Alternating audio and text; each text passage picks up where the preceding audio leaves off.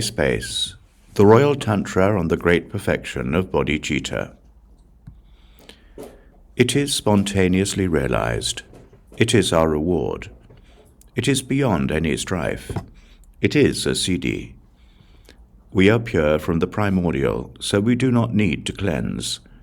From the beginning we have reached the end. We do not need to meditate. Self-origination is not an idea that we get from an object. We are totally empty of any conceptions about our thoughts. We enter the river of undistracted awareness. We do not join or separate. This is the dominion of the Dharma. We attain the transmission that is like a butter lamp. We are spontaneously realized, and so we engage. The sky is an unchanging eternity. Just so, the uncontrived embodiment of what does not transfer or change brings us all together into an experience that equals the sky. Our own minds are gathered into an uncontrived heart essence.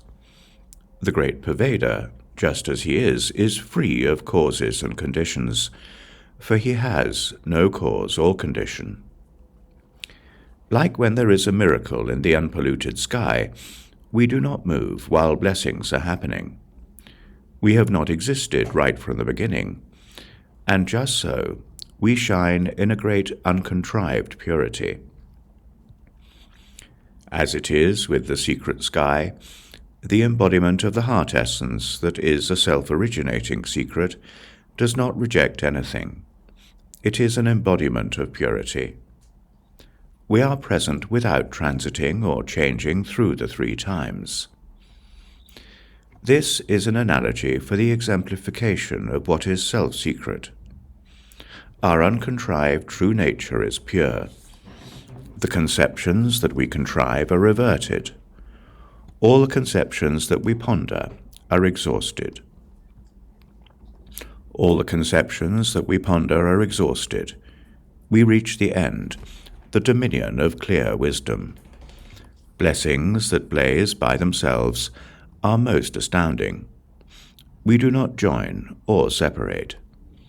We go around our dominion. We use the sounds and words of an uncontrived secret to teach the self-evidence of the sky, just as it is. This has no border or center.